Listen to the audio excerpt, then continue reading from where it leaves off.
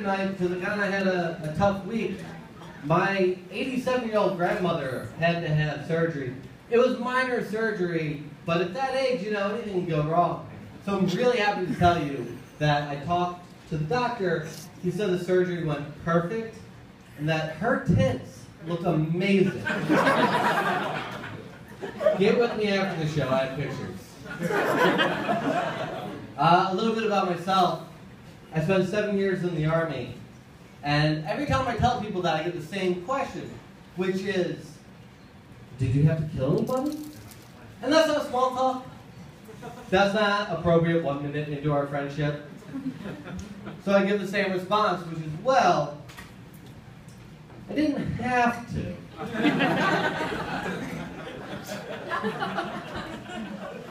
And then I let it hang.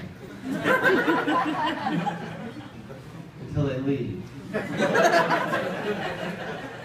It's really hard relating to people what war is like, and you probably understand. The thing is, you can get used to anything. For example, like we used to get mortared or bombed semi-frequently, and it would always happen at night, and it would go down something like this. We'd be playing cards.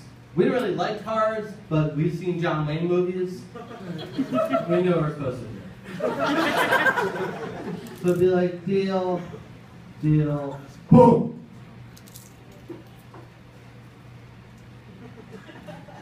Deal, deal, boom!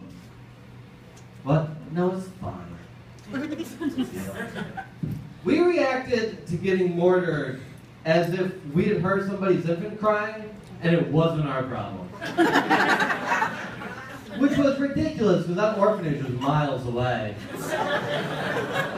There's no way we could hear this infant's crying. So, I'm not in the Army anymore, but because I did so well with foreigners, I figured I'd date one. So my girlfriend's Italian, and she's amazing. She came here as an adult, got her PhD, speaks perfect English, except she has trouble with idioms, like little sayings like, when in Rome, do as the Romans do. Or, like this happened about a week ago. We were cooking. She was cooking. She's here, I can't lie. She was cooking and she said, babe, can you come here and stir this pot? I need to cut the cheese. I said, no, sweetheart, in this country, but then she farted.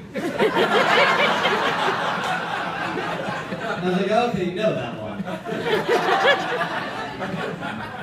She says that American men date differently than Italian men do, and she's used to dating Italians. I'm only the second American she's dated. So I like to do cute little things to remind her of home, to make her feel more comfortable. Like, at one point,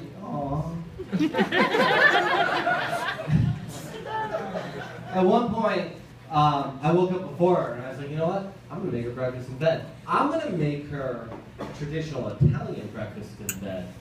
And I did, and she was rude about it. Because she did not touch her macaroni. But she finished all the wine, so. But I knew, all right, that didn't do it. I gotta go bigger. What can I do? What would an Italian man do? And I got it. I was like, perfect. Waited a few days, so she wasn't expecting it. While she was doing the dishes, just to be cute, I went up behind her to remind her of home, and I hit her. And now she's way more comfortable. She heard that joke, and she goes, what do you think Italy is like? I said, I don't know. European Florida? She said, why? Because we're a peninsula in the south and Spain used to own us? Spain used to own you. I wouldn't tell people that.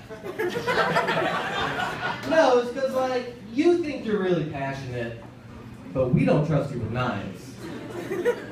Or, for example, in the middle of Florida, you have the Magic Kingdom, Disney. In the middle of Italy, you have the Vatican. a literal magic kingdom. And both way too cool Nazis. So because I'm American, she's Italian, Amanda Knox has come up in conversation.